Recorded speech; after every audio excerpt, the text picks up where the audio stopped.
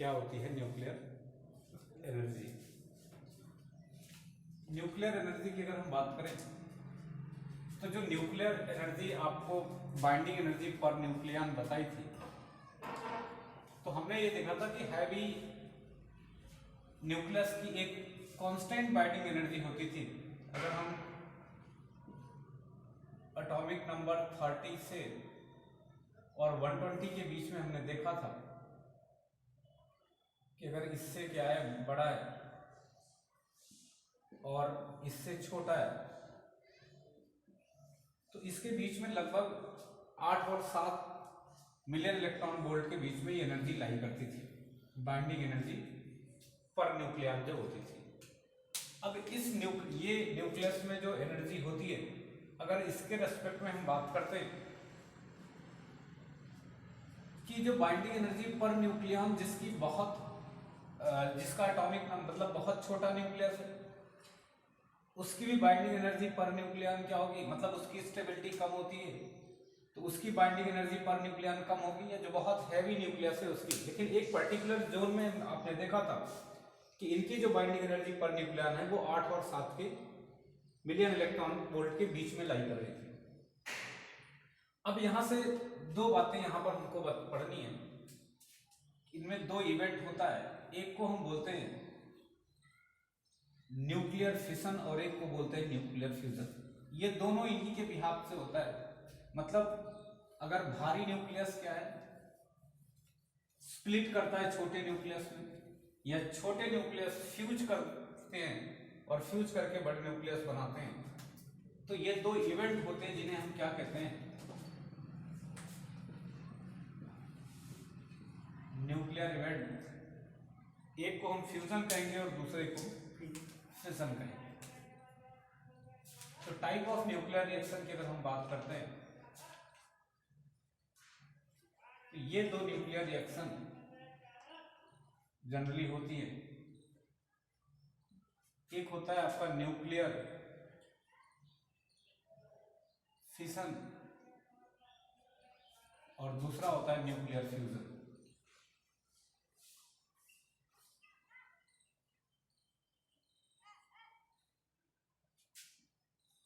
ये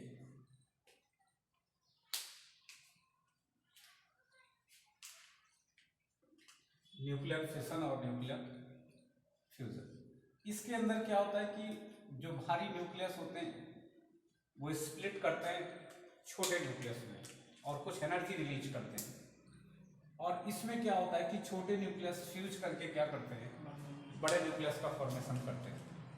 ठीक है, अब सबसे पहले इसमें हम लोग न्यूक्लियर फिशन की बात करेंगे।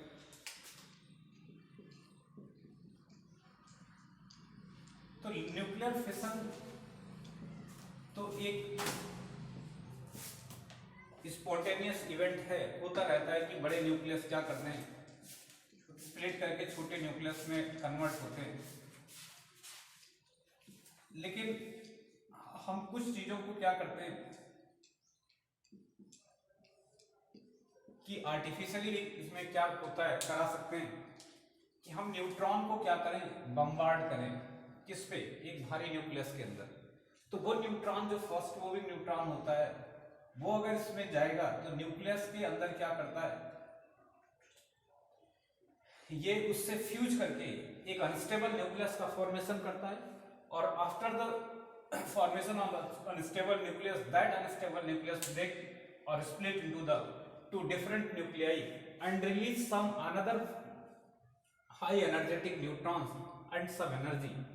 That overall reaction is called the nuclear fission. तो न्यूक्लियर फिशन के दौरान क्या होगा, बहुत सारे अमाउंट में एनर्जी क्या होगी, रिलीज होती है, और जो ये release of amount of energy होती है ये इस वजह से होती है कि ये स्प्लिट करते हैं जो न्यूक्लियस होते हैं दो छोटे या दो से अधिक छोटे पार्ट में, और उस दौरान क्या होता है, कुछ न्यूट्रॉन भी रिलीज होते हैं। तो इस पूरे इवेंट को हम क्या कहेंगे, न्यूक्लियर फिशन कहते हैं।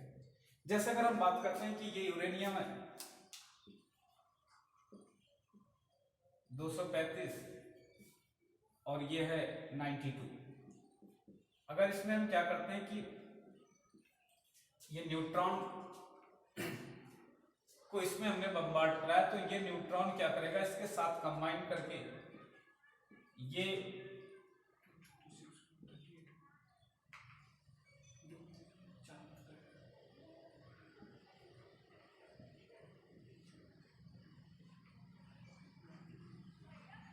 ये क्या करता है, एक अनस्टेबल न्यूक्लियस का फॉर्मेशन करता है।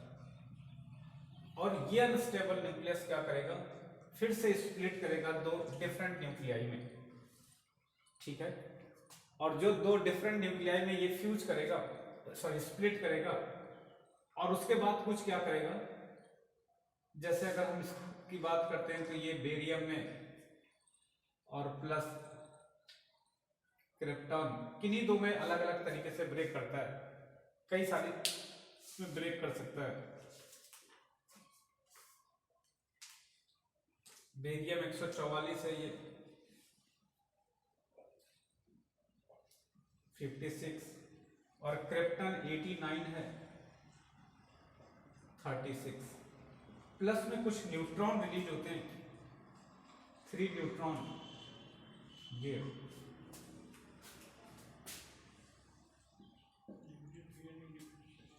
तो इसे हम क्या बोलते हैं, न्यूक्लियर फिशन कहेंगे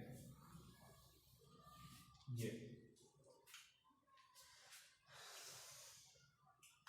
और इस रिएक्शन में जो ये अदर न्यूट्रॉन्स होते हैं, ये न्यूट्रॉन हम फिर से यूज कर सकते हैं किसी दूसरे, किसके लिए, फिशन के लिए। अब ये रिएक्शन, ये ऊपर लिख लिया, ये रिएक्शन इसके साथ साथ और भी जगहों पर होती है। जैसे अगर हमने यूरेनियम को लिया, ये 235 92, और इसमें न्यूट्रॉन लिया, तो ये जो स्प्लिटिंग है, ये Sb प्लस नियाबियम में, इसमें भी हो सकती है Nb में, एंटीमनी, और इसके साथ ये आपका हो जाएगा 51 89, सॉरी 133,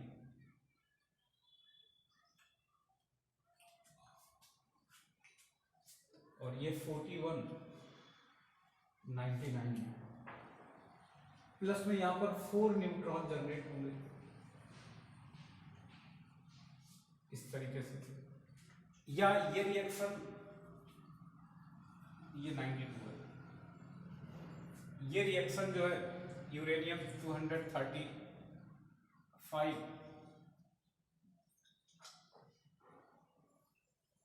92,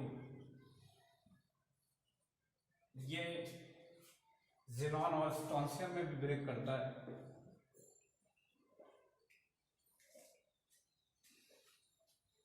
ये हो जाएगा आपका 38 94, और ये हो जाएगा 54 140, और इसमें भी 2 न्यूट्रॉन जनरेट होते हैं। तो ये सब फिशन के एग्जांपल है जो तीनों मैंने आपको लिखी, ठीक है। ये बाइंडिंग एनर्जी पर न्यूक्लियन जो है,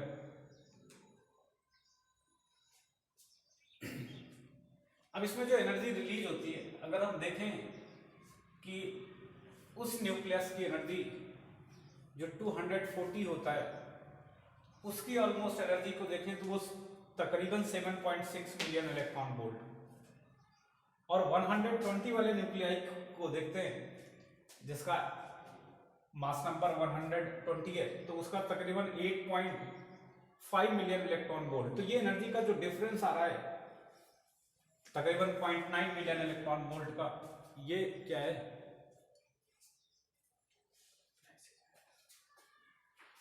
ये जो 0.9 मिलियन इलेक्ट्रॉन वोल्ट एनर्जी का जो डिफरेंस है, ये डिफरेंस न्यूक्लियर एनर्जी से नोट करिए तो फिर बताते हैं।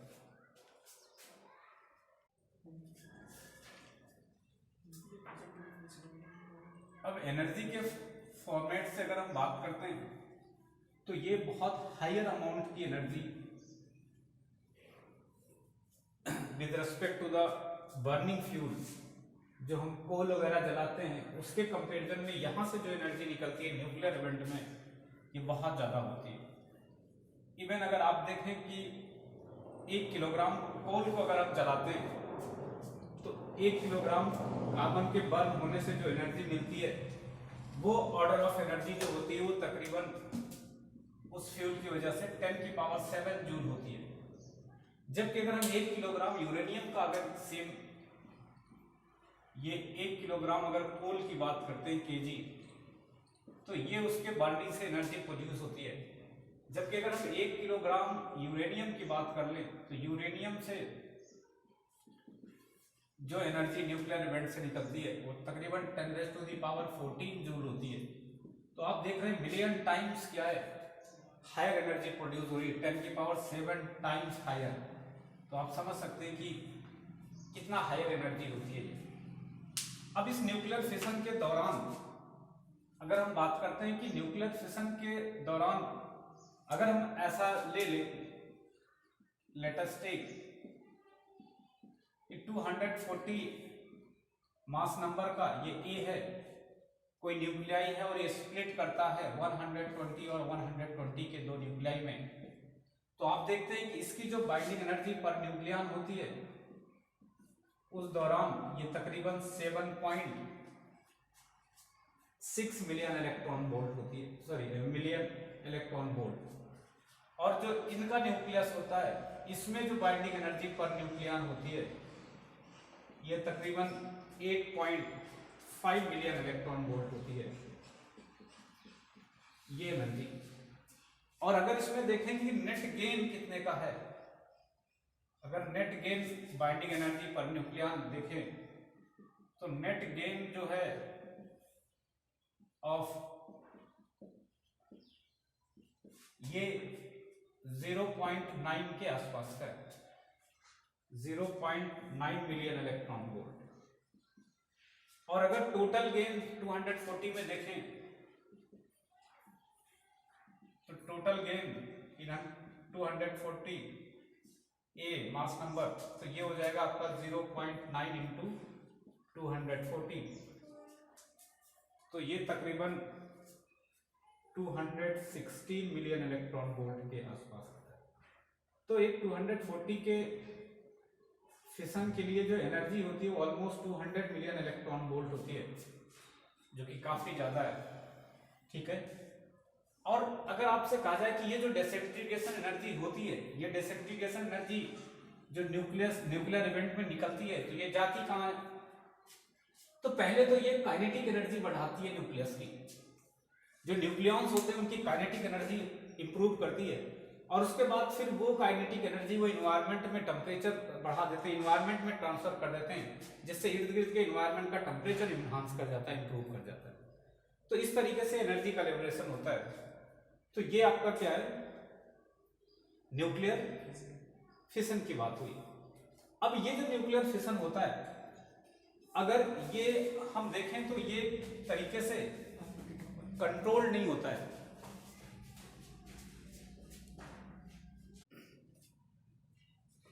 तो ये काइनेटिक एनर्जी पहले एनवायरनमेंट की बढ़ाएगा, और काइनेटिक एनर्जी के साथ साथ सॉरी पहले न्यूक्लियॉन्स की, उसके बाद बगल में इन्वायरमेंट में धीरे धीरे एनर्जी बढ़ क्या होता है, उनकी टेम्परेचर बढ़ जाती है, थर्मल एनर्जी बढ़ जाती है। अब इसमें एक चीज आपसे ये पूछी जाती है कि ये जो है कंट्रोल्ड मैनर में होता है या अनकंट्रोल्ड मैनर में। तो जाहिर सी बात है, जब एक न्यूट्रॉन का हमने बम्बार्डिंग करा तो हर में रिएक्शन में देख रहे हैं एवरेज 2 से 3 न्यूट्रॉन क्या करते हैं, निकल ही आते हैं। किसी में 2 निकलते हैं, किसी में 3, किसी में 4। ऑन एवरेज देखें तो 2-2.5 के बीच में न्यूट्रॉन जो इमिट होते हैं वो फर्दर किसी रिएक्शन को फिर से कराने में, तो बिल्कुल ये चेन रिएक्शन हो जाती है और अनकंट्रोल्ड हो। अगर इसको देखें तो ये चेन रिएक्शन के मैनर में होती है। जैसे मान लेते हैं कि ये एक यूरेनियम है और हमने एक न्यूट्रॉन लिया, तो ये जब रिएक्ट हुआ तो ये जिन भी 2 चीजों में टूटेगा, मान लेते हैं बेरियम और क्रिप्टन में टूटता है, तो प्लस में ये जो 3 न्यूट्रॉन बने ये नए के लिए, अगले यूरेनियम के लिए ये फिर से 3 हो गए, तो ये 3 बार फ्यूजन कराएंगे। तो आप ये देखेंगे कि जैसे ये इस चेन में चलती है कि जैसे हमने U लिया तो ये सिंगल न्यूट्रॉन, और फिर उसके बाद यहां से फिर ये 3 न्यूट्रॉन इसी रिएक्शन को कराने के लिए रिस्पॉन्सिबल हैं। ये यूरेनियम, फिर ये N, और ये फिर ये इस तरीके से, और फिर से क्या हो, ये एक आएगा तो फिर से ये 3 प्रोड्यूस करेगा, और 3 प्रोड्यूस करेगा तो फिर से 3 रिएक्शन, और इसमें ये फिर से 3 रिएक्शन, और इधर भी ये 3 रिएक्शन। उसके बाद जब ये फिर सिंगल आया तो फिर इसने 3, ये धीरे धीरे अनकंट्रोल्ड होती जाती है, और इतना ज्यादा हायर एनर्जी प्रोड्यूस होती है कि ये एक्सप्लोड कर जाता है। तो यहां से बहुत हायर टेंडेंसी होती है एक्सप्लोजन की। अगर इसी को हम किसी भी तरीके से क्या कर सकें, कंट्रोल कर सकें, तो इसका हम यूटिलाइजेशन कर सकते हैं।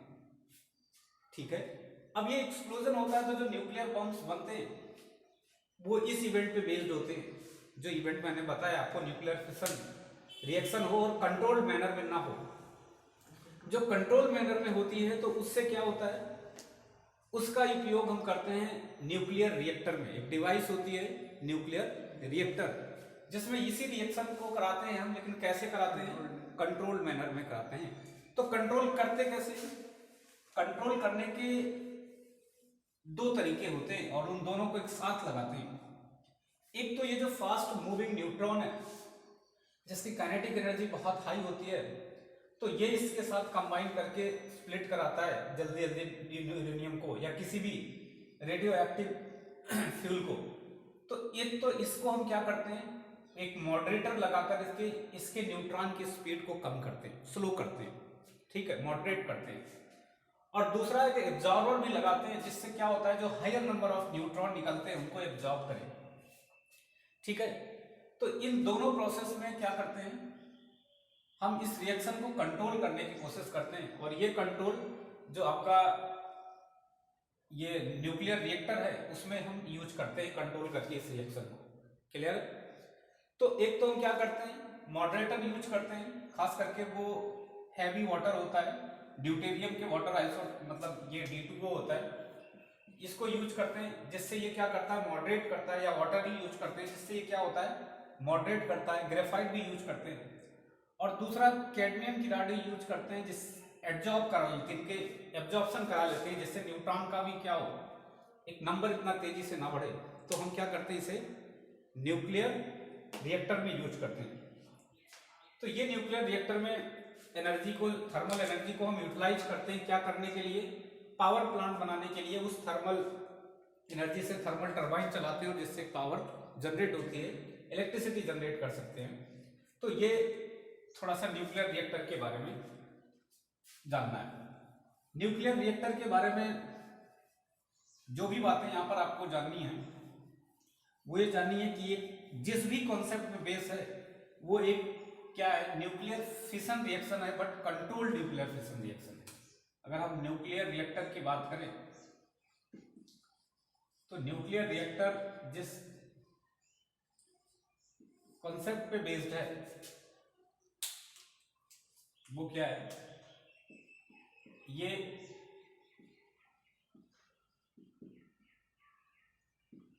concept of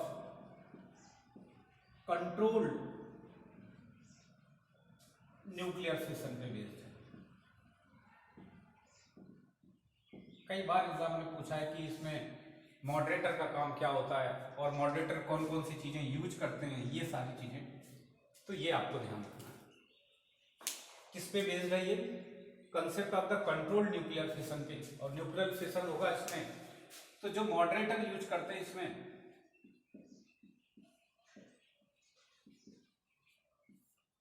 वो क्या होता है, D2O लेते हैं।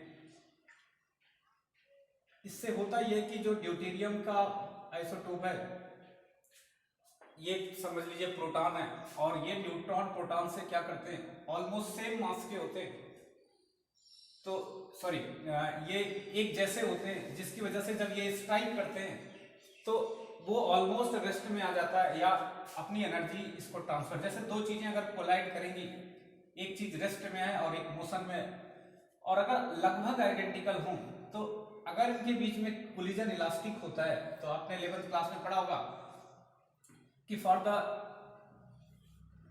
Identical mass if collision is perfectly elastic then velocity will exchange. तो वेलोसिटी क्या होती है, एक्सचेंज हो जाती है।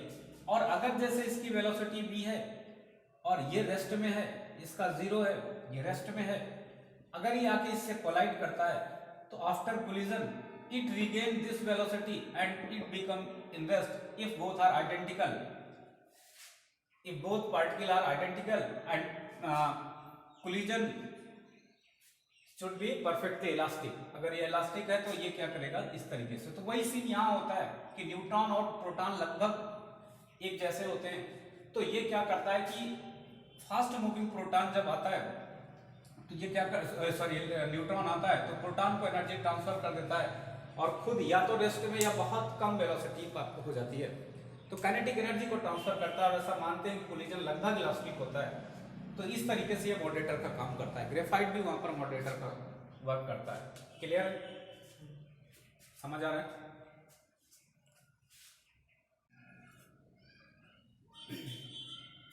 इसके बाद इसमें एक टर्म होता है मल्टीप्लिकेशन फैक्टर के। न्यूक्लियर रिएक्टर में ये बहुत इंपॉर्टेंट टर्म है, मल्टीप्लिकेशन फैक्टर, इसको के से लिखते हैं। और ये रेशियो होता है जो न्यूट्रॉन जनरेट होते हैं और जो यूटिलाइज हो रहे हैं उनके बीच का ये रेशियो होता है। तो इसका मतलब अगर के की वैल्यू 1 से ज्यादा है तो ये बहुत ही अनकंट्रोल्ड रिएक्शन है, ये अनकंट्रोल्ड होती जा रही है और ज्यादा है तब तो है ही है। और अगर के 1 के बराबर है तो ये ऑलमोस्ट क्या है, एक कांस्टेंट मैनर में, कंट्रोल मैनर में चल रही है अगर यूनिटी है तो। और लेस देन 1 है तब तो क्या है, काफी कंट्रोल्ड है। लेकिन अगर एक्सप्लोजन की प्रोबेबिलिटी है तो के की वैल्यू क्या होती जाएगी, 1 से बढ़ती जाएगी। धीरे धीरे एक्सपोनेंशियली ये ग्रो करेगा बहुत तेजी से और फिर ये एक्सप्लोजन की तरफ बढ़ेगा, एक्सप्लोड कर सकता है। इसके बाद इसमें न्यूक्लियर रिएक्टर के अंदर अगर हमको और दूसरी चीज है तो एब्जॉर्प्शन के लिए न्यूट्रॉन के यूज करते हैं, कैडमियम की रॉड यूज करते हैं। तो उसको भी आपको ध्यान रखना है कि वो न्यूट्रॉन का एब्जॉर्प्शन करता है, जिससे क्या होता है के की वैल्यू को थोड़ा कम किया जा सके। अगर के की वैल्यू बहुत ज्यादा है तो फिर क्या होगा, हाँ ये कंट्रोल नहीं होगा, ये आपको ध्यान रखना है। और ये सेफ्टी के पॉइंट ऑफ व्यू से भी बहुत इंपॉर्टेंट है। और उसी को हम क्या बोलते हैं कि कंट्रोल रॉड है ये, या सेफ्टी रॉड बोलते हैं उसे।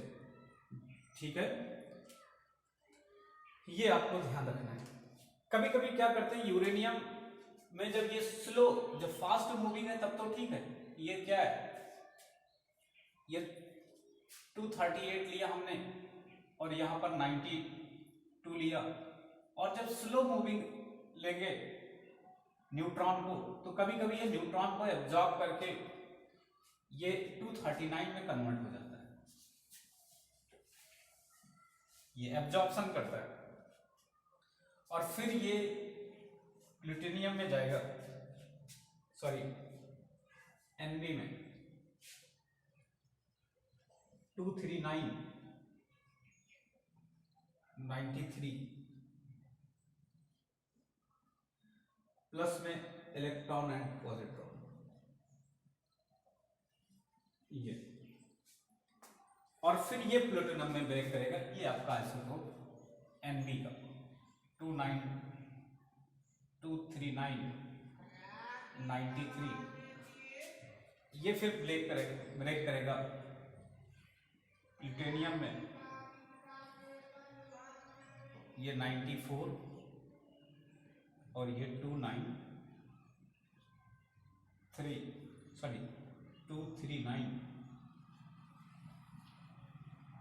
ये प्लस इलेक्ट्रॉन एंड। तो ये रिएक्शन जो होती है प्लेटिनम भी अच्छा फ्यूल होता है, तो कभी कभी यूरेनियम से इसको बना लेते हैं आर्टिफिशियली, क्लियर है ना? तो फिर इसका इस्तेमाल करते हैं हाँ न्यूक्लियर रिएक्टर के। अब अगर इसमें पूछा जाए तो जहां पर कोर होती है न्यूक्लियर रिएक्टर की, जैसे ये कोर है, तो यहां पर हम ये काम करते हैं, ये सेंट्रल कोर है जहां पर ये फ्यूल होता है, और यहीं पर हम कंट्रोल रॉड लगाते हैं ऐसे, ठीक है, ग्रेफाइट वगैरह की। ये क्या है?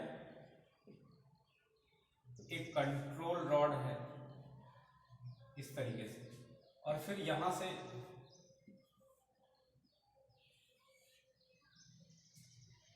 यहां पर कूलेंट लगा देते हैं, और यहां ये आपका आउटपुट होता है थर्मल इस तरीके से।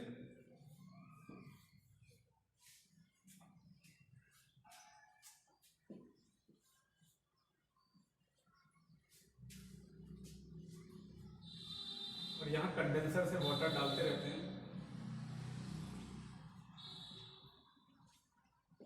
वाटर फ्रॉम कंडेंसर,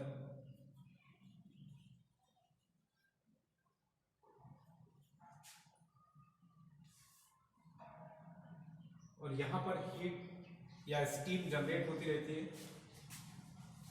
और ये स्टीम टरबाइन के लिए सप्लाई होती है।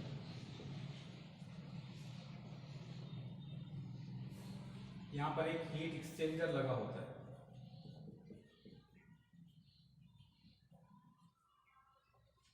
या स्टीम जनरेटर बोलते हैं इसे। ये आपके न्यूक्लियर रिएक्टर के बारे में बात है, ठीक है। तो ये टॉपिक थोड़ा थ्योरेटिकल है। अब कुछ न्यूक्लियर रिएक्टर के बारे में, जो इंडिया के न्यूक्लियर रिएक्टर हैं उनके बारे में कुछ इन्फॉर्मेशन दी गई है, तो वो आपको मेमोराइज करनी पड़ेगी थोड़ा। जैसे भाभा इंस्टीट्यूट है, तो कुछ के बारे में कुछ बातें लिखी गई हैं, उनमें से जो नाम है वो तो आप एक बार रीडिंग लगा लेंगे। इंडिया एटॉमिक एनर्जी प्रोग्राम जो भी हैं उन सबको एक बार देख करके नोट्स बना लेंगे, ठीक है। जैसे पूर्णिमा 1 2 फर्स्ट सेकंड थर्ड ये है, ध्रुव है, कामनी है, ये सब कुछ एटॉमिक एनर्जी रिसर्च सेंटर्स हैं, ये आपको ध्यान रखने। साइरस कई बार पूछा गया है, कनाडा इंडिया रिसर्च यूएस जो है ना, तो ये साइरस वगैरह ये सब ध्यान रखेंगे। तो ये थोड़ा थ्योरी के टॉपिक है, तो आप इनको एक बार अच्छे से रीड कर लेंगे तो ये हो जाएंगे। तो ये आप कर लीजिए। इसके बाद इसमें न्यूक्लियर फ्यूजन है वो और बता देते हैं, फिर ये टॉपिक आपका कंप्लीट हो जाएगा। तो लिखिए न्यूक्लियर फ्यूजन।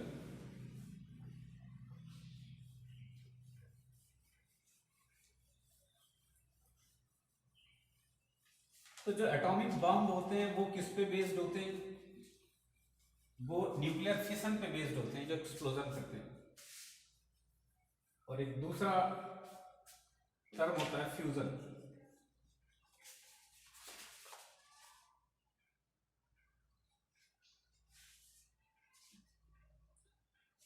Nuclear fusion.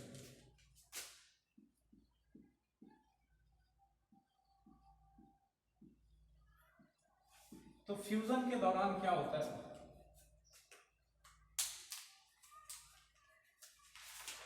ये जनरली कॉन्सेप्ट आप जब जो सोलर सिस्टम होते हैं हमारे, जैसे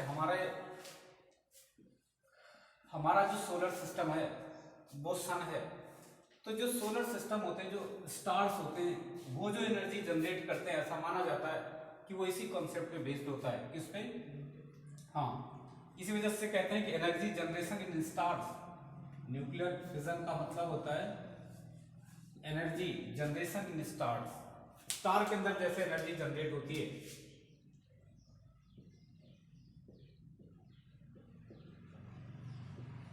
वो ये कॉन्सेप्ट है। तो स्टार, सन लगातार कंटिन्यूसली ये एनर्जी जो हमको प्रोवाइड कर रहा है, जिससे पूरा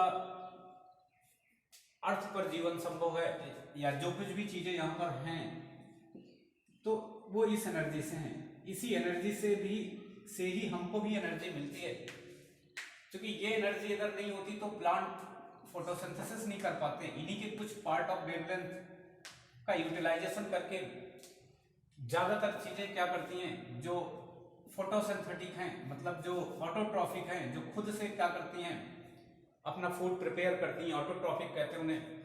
तो वो ऑटोट्रॉफिक चीजें क्या करती हैं, फूड सिंथेसाइज करती हैं और उसे पर्टिकुलर पार्ट में स्टोर करती हैं, और दैट स्टोरेज ऑफ फूड हम क्या करते हैं, खुद खाते हैं हम लोग।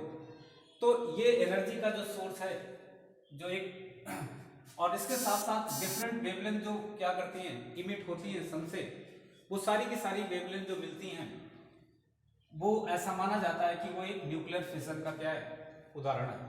इसमें होता क्या है कि छोटे न्यूक्लियस क्या करते हैं, फ्यूज करके बड़े न्यूक्लियस का फॉर्मेशन करते हैं और एनर्जी भी लिबरेट करते हैं। जैसे अगर हम बात करते हैं कि दो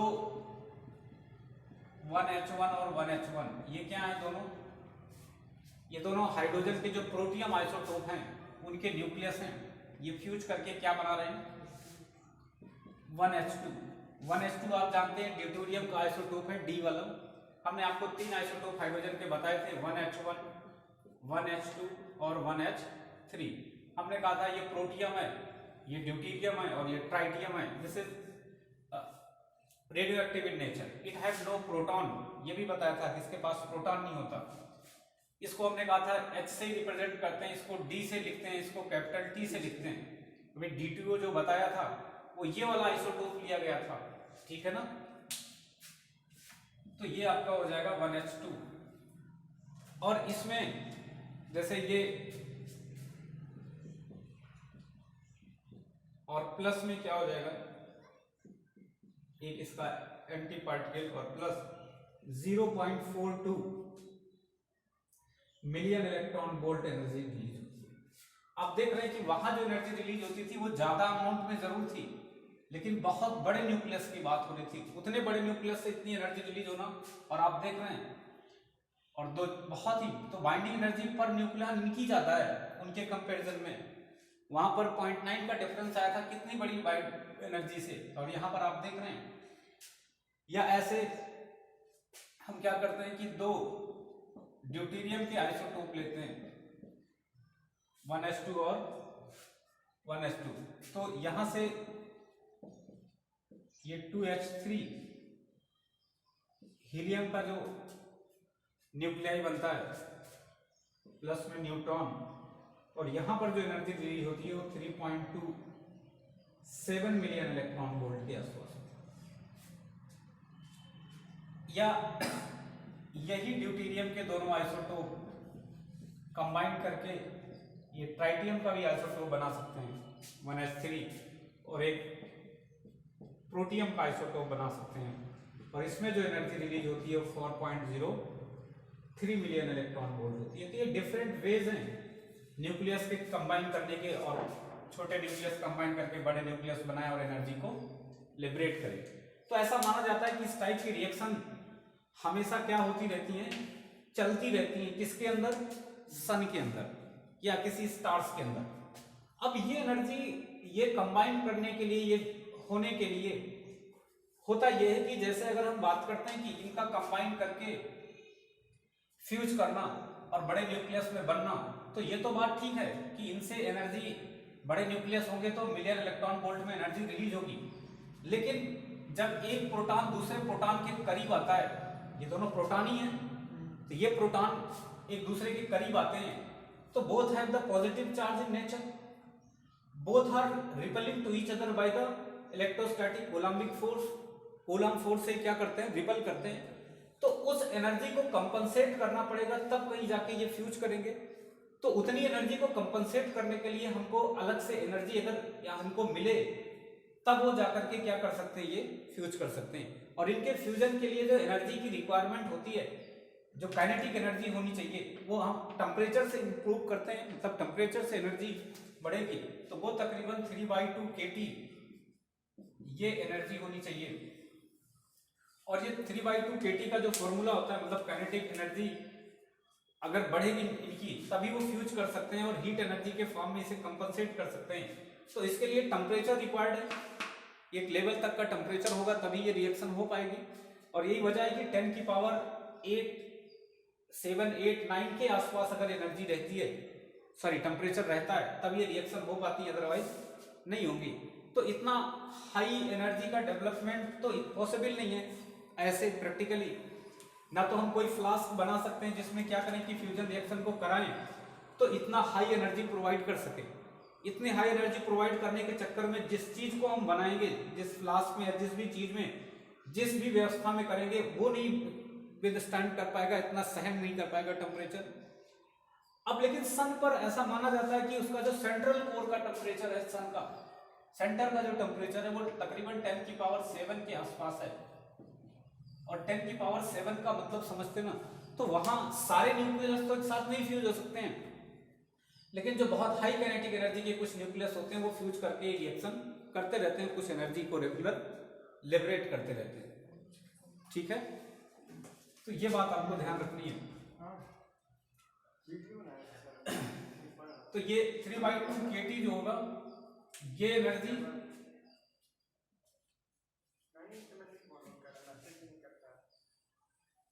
ये आपको थर्मल एनर्जी के फॉर्म में मिलनी चाहिए। और इसके लिए जो K होता है आपका, K की वैल्यू ये तकरीबन 400 मिलियन इलेक्ट्रॉन वोल्ट, और जो टेम्परेचर होता है ये ऑलमोस्ट होना चाहिए 3 × 10⁻⁹ केल्विन के आसपास। ये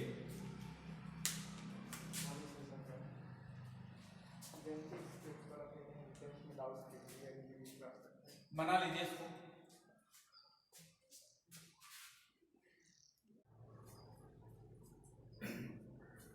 और ऐसा माना जाता है कि सन के अंदर जो रिएक्शन चलती हैं वो कई स्टेप में होती हैं, वो मल्टी स्टेप होती हैं, जिसमें हीलियम उनके सेंट्रल कोर पे ये रिएक्शन चलता रहता है।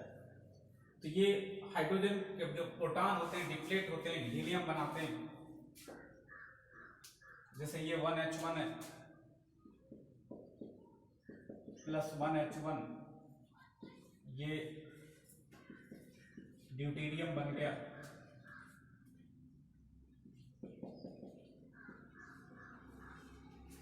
Plus 0.42 million electron volt energy. ये मान लेते हैं फर्स्ट स्टेप है। इसके बाद ये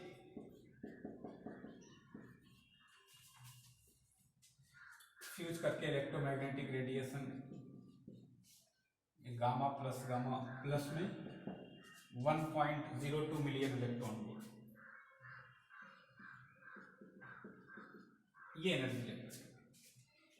या अगर ये फिर दोनों ड्यूटेरियम क्या करेंगे, ये फर्दर फ्यूज करेंगे, तो ये हीलियम को बनाएंगे 2He3 और प्लस में 1H1 प्लस 1H1 और प्लस में ये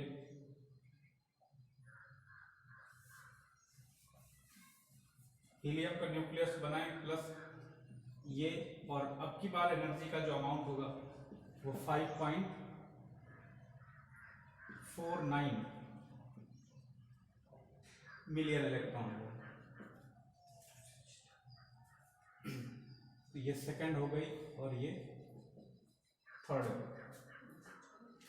इसी तरीके से फिर क्या होगा कि ये हीलियम 2He3 प्लस में 2He3, ये दोनों जब फ्यूज करेंगे तो इनके फ्यूजन से 2He4 हीलियम बन जाएगा और 2He4 प्लस में 1H1 plus 1H1 plus 12.86 million electron volt energy.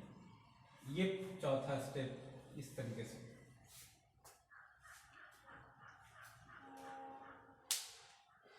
तो यहां से देखेंगे अगर हम कंबाइन इफेक्ट को देखें तो ये 4H जैसे 4 टाइम्स क्या है 1H1 है और ये 2 ये हो जाएगा 2He4 प्लस 2 म्यू, ये कंबाइंड इफेक्ट की बात करते हैं, plus 6 gamma plus 26.7 million electron volt, ये एनर्जी हो जाएगी। या इसी को हम ऐसा भी लिख सकते हैं कि 4 1H1 प्लस में 4 इलेक्ट्रॉन, ये हो जाएगा आपका 2He4 प्लस 2 इलेक्ट्रॉन,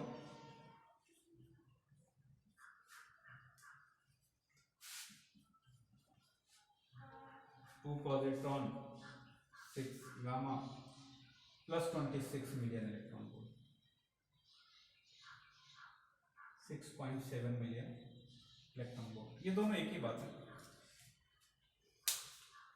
इस वजह से आप देख रहे हैं हाइड्रोजन एटम कंबाइन करके हीलियम एटम बना रहा है, तो कितने अमाउंट में एनर्जी रिलीज कर रहा है, लगभग 26.5 से ज्यादा 26.7 मिलियन। ये कई स्टेप में होने के बाद आपको ये पता पड़ रहा है कि हाइड्रोजन का क्या कर रहा है, फ्यूजन होकर हीलियम बना रहा है, तो इतना अमाउंट में एनर्जी रिलीज कर रहा है। तो इसकी बाइंडिंग एनर्जी पर न्यूक्लियन देख रहे हैं कितनी ज्यादा है, ये 4 है ए की वैल्यू, तो आप बहुत हायर रेंज में बॉन्डिंग एनर्जी निकल रही है, समझ रहे हैं। अब ये जो ऐसा नहीं कि सेंट्रल कोर में केवल हीलियम ही बनता है, हाइड्रोजन डिप्लेट करके जब ये हीलियम बनाता है तो टेम्परेचर हल्का सा कम होता है, और टेम्परेचर कम होने से इसका जो खुद की ग्रेविटी होती है, ग्रेविटेशनल फोर्स होता है, वो अचानक से बढ़ता है, जिसकी वजह से ये फिर श्रिंक करता है और फिर टेम्परेचर हाई होता है, और टेम्परेचर हाई होके जैसे 10 की पावर 9 की रेंज में आता है फिर से फ्यूजन रिएक्शन स्टार्ट हो जाती है। और ये फ्यूजन रिएक्शन सन के अंदर कंटिन्यूसली क्या होती है, चलती रहती है। ऐसा माना जाता है कि सन तकरीबन 5 × 10 की पावर 9 ईयर का हो चुका है, अबाउट 5 × 10⁻⁹ ईयर। और अभी जितने फ्यूल के हिसाब से अगर देखा जाए तो ऐसा माना जाता है कि अभी 5 बिलियन ईयर्स इसको और क्या करना है, इतनी हाइड्रोजन है इनके पास कि अभी 5 मिलियन ईयर तक और बर्न कर सकती है। उसके बाद क्या होगा कि ये रिएक्शन स्टॉप करेगी तो धीरे धीरे ये ठंडा पड़ जाएगा, और जैसे सन ठंडा होगा क्या होगा, कोलैप्स करेगा due to the its own gravity, और कोलैप्स करने के बाद क्या होगा, इसके जो कोर का टेम्परेचर होगा धीरे धीरे बहुत तेजी से क्या करेगा, बढ़ेगा, और बाहर का एनवेलप क्या हो जाएगा, वो एक्सपेंड करेगा, फैल जाएगा, और ये बिल्कुल इसको रेड जेंट कहेंगे, ठीक है ना। तो ये ओवरऑल जो न्यूक्लियस के बारे में आपने दिया हुआ है, कुछ थ्योरेटिकल बातें इनको आप पढ़ भी लेंगे। एक टर्म और यहाँ पर यूज होता है कि कंट्रोल थर्मोन्यूक्लियर फ्यूजन। तो जैसे हम कंट्रोल करते थे जैसे कंट्रोल करते थे फिशन रिएक्शन को, वैसे फ्यूजन को कंट्रोल करने के लिए हम कुछ सोचें उससे पहले फ्यूजन को कराने के लिए जो ये हाई टेम्परेचर की रिक्वायरमेंट है, ये रिक्वायरमेंट हम कैसे पूरी करेंगे, या अगर पूरी करते भी हैं तो इसके लिए हम किस जगह पर ये टेम्परेचर इतना बढ़ाएंगे, वो चीज नहीं विथस्टैंड कर पाएगा इस टेम्परेचर को। तो इस वजह से भी इन पे खोजें चल रही हैं बहुत सारी। तो ये ओवरऑल आपका न्यूक्लियस के बारे में रहा, ये चैप्टर खत्म हो गया। अब हम लोग नेक्स्ट टर्म से सेमीकंडक्टर और डिवाइसेस पढ़ेंगे।